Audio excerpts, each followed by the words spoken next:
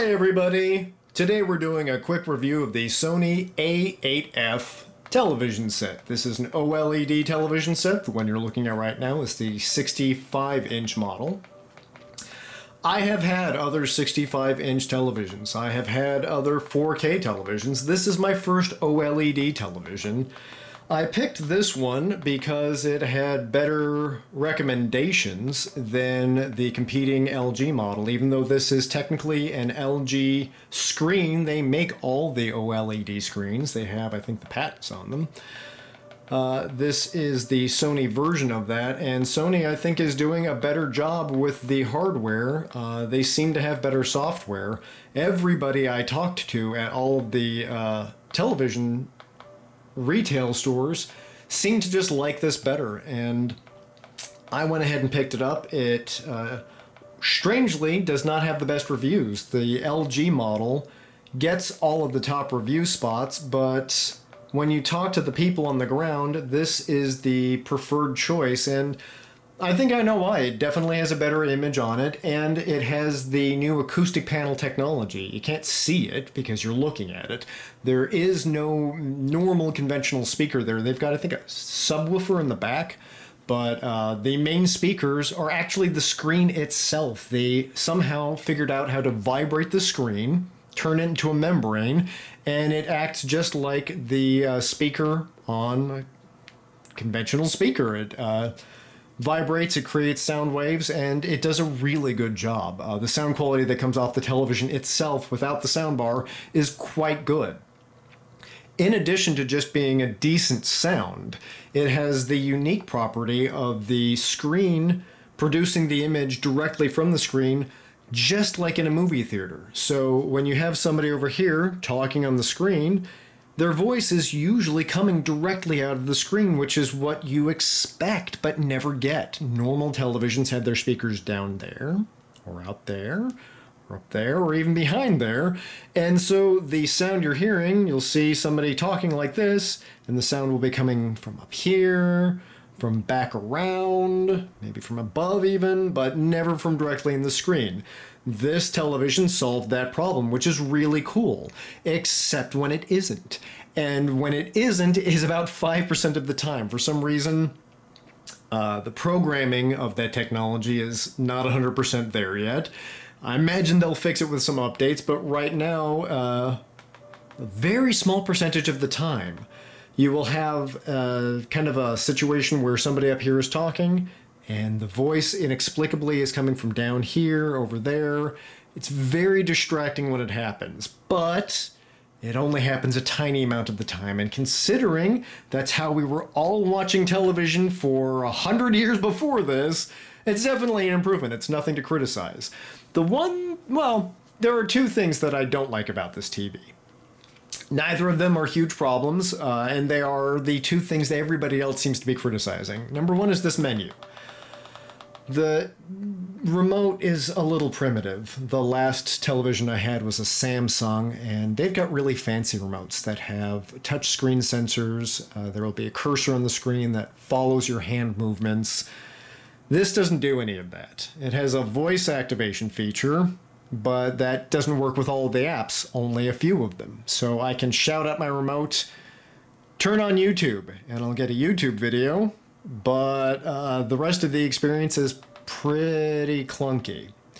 The other thing about the menus here is that you can't, or at least I haven't figured out yet, how to reorganize these, so I'm kind of stuck with their defaults. If you happen to be a big fan of stuff on Prime and Netflix, that works out for you.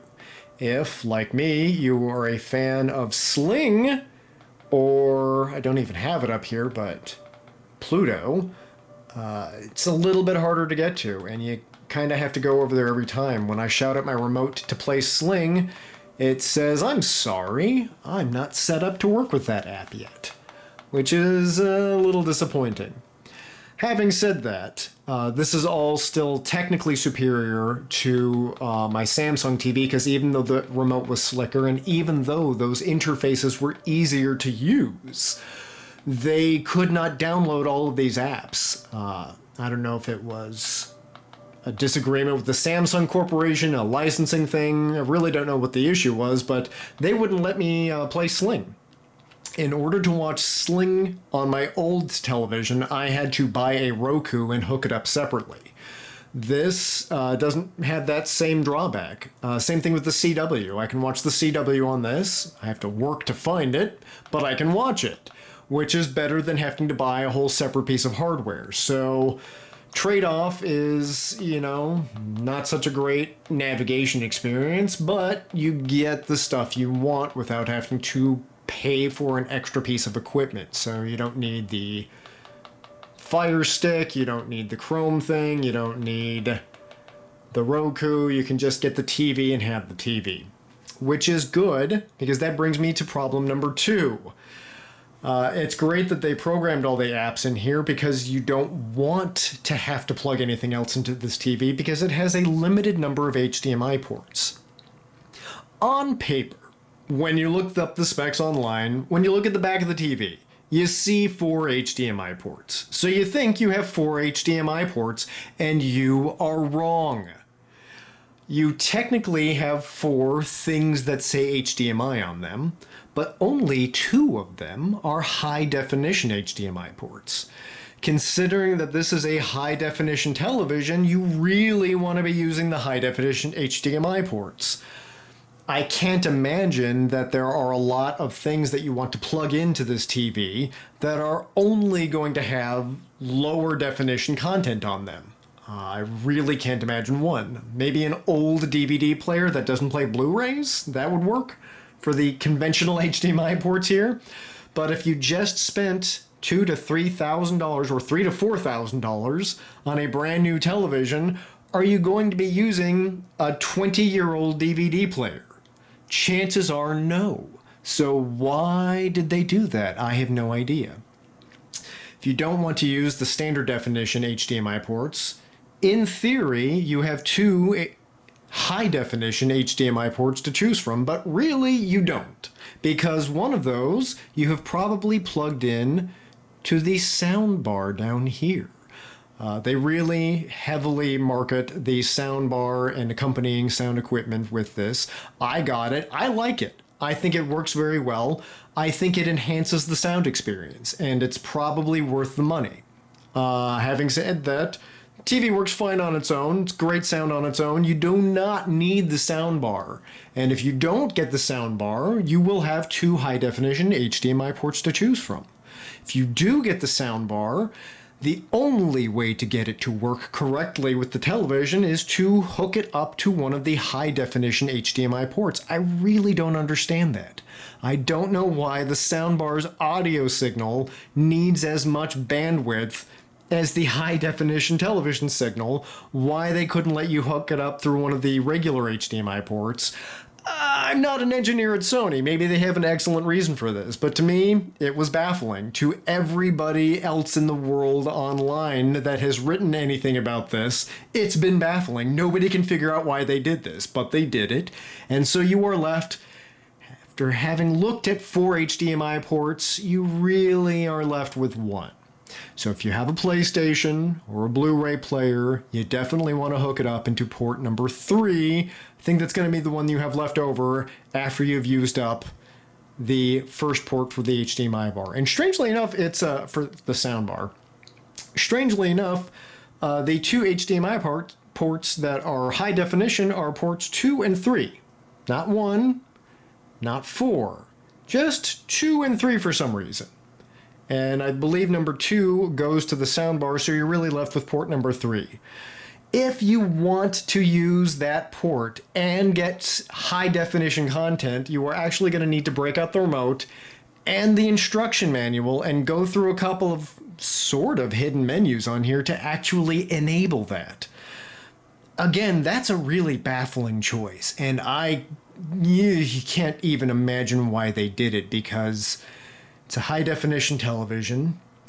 They marketed it as being the best of the best on the market. You definitely want to watch high-definition content on this, and they gave high-definition HDMI ports for it. But, by default, If you hook anything up to the high definition HDMI ports, it will show you a standard definition signal unless you do some chicanery with the remote and go through the menus and activate the high definition port of the high definition ports. How crazy is that? Really don't know why they did it. Nobody does, but that's what you have to do. So if you get this TV, you're going to spend some extra time setting it up if you want to get that high definition quality out of your PlayStation or your Blu-ray player. If you don't care about that, if you're only using the apps, which I think is the direction they're going with on this, then you'll be fine. It'll play the high definition content totally fine, provided that your internet service provider has an adequate streaming service for it, but technically it'll work okay. It just shouldn't be that much work if you want to hook up your PlayStation or your Blu-ray player and get high definition content, which was the litany of curses I was saying when I was trying to figure this out the very first time I got the error message that told me I wasn't getting high definition signal. That is pretty much it. If you are looking for a replacement for your old 65-inch television, I would get this. If you're looking for something to watch a big gigantic football game, I would get this. If you're looking for something to watch movies on, I would definitely get this because of that acoustic panel quality. There's really nothing else like it. The only other time you're going to get that close of a home theater experience is if you actually have a screen that has a speaker behind it, a membrane fabric screen that you can put some real speakers behind like a conventional movie theater. Outside of that, this TV is the best you are going to get to getting a proper home theater experience.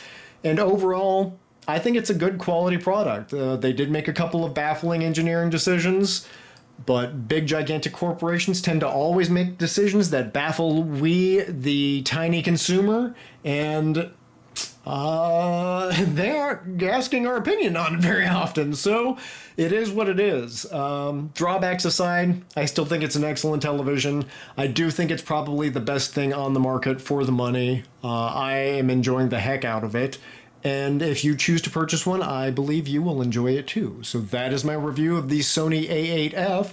I hope you enjoyed it. Thank you for taking the time to watch.